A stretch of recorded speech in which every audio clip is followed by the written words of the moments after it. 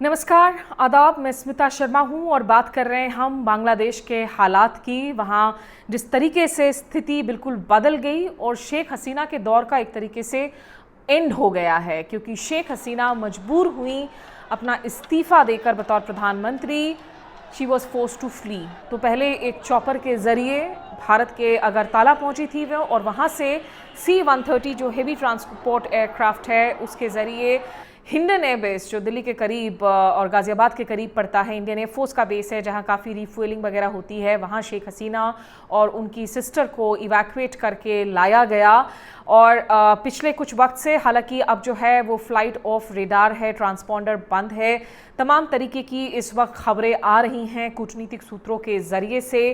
क्या शेख हसीना भारत में बनी रहेंगी? ऐसा नहीं लगता है। मुमकिन है कि भारत से उन्हें आगे कहीं और रवाना किया जाएगा, फैसिलिटेट किया जाएगा। दो देशों की बात की जा रही है, एक फिनलैंड की, जहां इसके पहले जब हालात बिगड़ने शुरू हुए थे बांग्लादेश में कुछ हफ्तों पहले, तो खबरें आ रही थी कि वहां प्रधानमंत्री ने कहा है कि ज़रूरत पड़ी तो शेख हसीना को असाइलम दिया जा सकता है। और दूसरा लंदन की बात की जा रही है जहाँ उनकी सिस्टर रहती हैं, उनका परिवार है।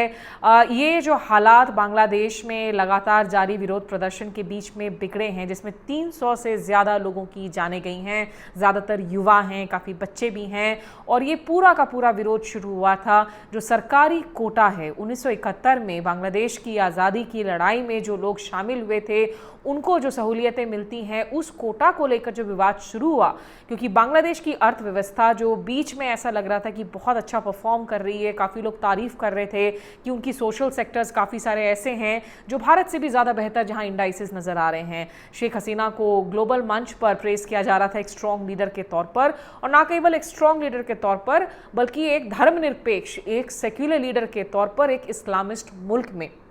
लेकिन शेख हसीना की दो तस्वीरें एक तरीके से उभर कर आईं, एक वो जो विश्व मंच पर है और दूसरा जो देश के अंदर है। देश के अंदर उनकी छवि बनी एक डिक्टेटर की लगातार, कि वो क्लैंप डाउन कर रही थी फ्री स्पीच पर, वो लोगों के बोलने की आज़ादी को ख़त्म कर रही थी, विरोध प्रदर्शन नहीं हो पा रहे थे, चाहे वो जर्नलिस्ट्स हों, ब्लॉगर्स हों, या जो विपक्षी राजनीतिक दल है जिनके कई सारे कार्यकर्ताओं को, नेताओं को सलाखों के पीछे बंद किया गया। और इस साल जनवरी में जब चुनाव हुए तो उसे एक तरीके से फार्स के तौर पर देखा गया कि इन चुनावों की कोई विश्वसनीयता नहीं थी। अगर ये सारे हालात इस वक्त नहीं बिगड़ते तो शेख हसीना और 5 साल के लिए सत्ता में रहती, 25 साल जो है सत्ता में वो पूरा करती। वो अभी तक बांग्लादेश में सबसे लंबे वक्त तक प्रधानमंत्री बनी रही हैं, लॉन्गेस्ट सर्विंग प्राइम मिनिस्टर बनी रही हैं। लेकिन पैंडेमिक के बाद से, कोविड पैंडेमिक के बाद से बांग्लादेश की अर्थव्यवस्था को काफ़ी नुकसान पहुंचा था, वहाँ स्थिति बिगड़ने लगी थी। और वहाँ की जो डेमोग्राफिक है, आप समझिए कि वो भी बहुत यंग डेमोग्राफिक है। एवरेज बांग्लादेशी एज बहुत कम है। बांग्लादेश के युवा आज मध्य एशिया जाते हैं, बहरीन, ओमान जाते हैं, वहाँ जाकर काम करते हैं, वहाँ जाकर पढ़ाई करते हैं। और इन सब के बीच में जो ये कोटा को लेकर विवाद शुरू हुआ और ऊपर से क्लैंप डाउन किया गया, तो एक पूरा प्रेशर कुकर वाली जो हालत जो बनी, जिसमें अकेले रविवार को ही 100 से ज़्यादा प्रोटेस्टर्स मारे गए। स्टूडेंट्स ने लॉन्ग मार्च का कॉल दिया था ढाका के लिए, और जो आर्म्ड व्हीकल्स उतरी थी सड़कों पर, आर्मी ने एक तरीके से खुद को डिस्टेंस किया था, ये कहते हुए शेख हसीना को कि देखिए हम गोलियां नहीं चलाएंगे। तो खबरें आई कि जो गोलियां चली हैं प्रोटेस्टर्स पर, स्टूडेंट्स पर, वो बांग्लादेश पुलिस की तरफ से शायद चली हैं। लेकिन शेख हसीना रविवार के हालात के बाद में और उसके पहले से ही जो भारत के उच्चायुक्त है वहाँ पर ढाका में, वो उनके साथ संपर्क साधे हुए थे, भारत सरकार उनके साथ संपर्क साधी हुई थी। तो एक तरीके से प्लान बन रहा था कि उनको इवैक्यूएट करने की एक स्थिति बन सकती है। और शेख हसीना वहाँ से उड़ान भरने के पहले उन्होंने वहाँ पे आर्मी से के चीफ से मुलाकात की और कुछ सिविल सोसाइटी के लोगों से मुलाकात की। लेकिन वहाँ इस वक्त जो है अंतरिम सरकार बनाई जा रही है। आर्मी के दिशा निर्देश के तहत में इंटरिम गवर्नमेंट आगे जाकर चुनाव कैसे होंगे, कौन कौन चुनाव लड़ेंगे, ये अभी नहीं कहा जा सकता। लेकिन इस इंटरिम गवर्नमेंट में काफ़ी सारे ऐसे पॉलिटिकल संगठन शामिल हैं जो शिविर हैं, या फिर आप मान ले जमायत इस्लामी जो शेख हसीना के कार्यकाल में बैंड था, प्रतिबंधित था। तो ये सारी भारत के लिए भी बहुत बड़ी चिंताएं की बात है। इस वक्त भारत बांग्लादेश के बीच सीमाओं पर हाई अलर्ट की घोषणा की गई है। पिछले कुछ सालों में जो काफ़ी सारे ट्रेन चले थे दोनों मुल्कों के बीच में, खास करके भारत के उत्तर पूर्वी क्षेत्र से, कोलकाता से ढाका तक के लिए, लिए वो फ्रेट ट्रेन्स, पैसेंजर ट्रेन्स, उनको सस्पेंड कर दिया गया है। एयर इंडिया ने अपनी उड़ानें वो रद्द कर दी हैं ढाका के लिए। खबरें आई कि ढाका में जो भारतीय सांस्कृतिक केंद्र है उस पर आगजनी की गई है। काफ़ी सारे वहाँ पे जो शेख हसीना के मंत्री हैं वो इस वक्त देव गॉन अंडरग्राउंड, उनके घरों में भी आग लगाई जा रही है और बहुत सारे प्रोटेस्टर्स उन्होंने रैंसक किया, वो संसद में घुस गए, शेख हसीना के ऑफिशियल घर में घुसे।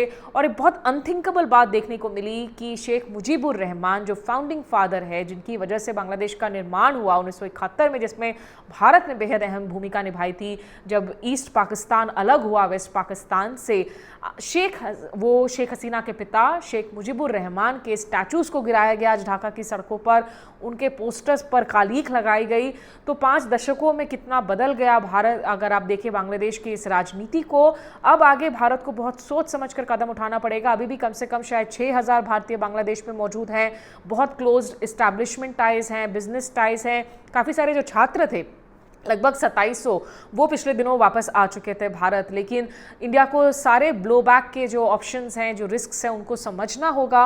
और पिछले 1 दशक से ज़्यादा जब से शेख हसीना सत्ता में है, तब से भारत के रिश्ते खास करके विपक्षी BNP के साथ अच्छे नहीं थे, खालिदा जिया के साथ अच्छे नहीं थे। भारत को लगा था कि शेख हसीना में जो है एक फ्रेंड है, जिनकी वजह से कम एक पड़ोसी मुल्क है जो स्थायी है, स्टेबल है, जहाँ रेडिकलाइजेशन को, जहाँ आतंकवाद को हवा नहीं दी जा रही है। लेकिन निश्चित रूप से भारत के अब तमाम पड़ोसी, अगर आप मुल्कों को देख लें, दक्षिण एशिया में पाकिस्तान, म्यांमार, मालदीव्स और अफ़गानिस्तान, लगातार हर जगह जो है या अनरेस्ट की स्थिति है, मिलिट्री कॉन्फ्लिक्ट है, या फिर एक पॉलिटिकल अनस्टेबिलिटी की जो सिचुएशन है वो बनी हुई है। तो तमाम यहाँ पर क्या डेवलपमेंट्स होते हैं उस पर हमारी नज़र बनी रहेगी।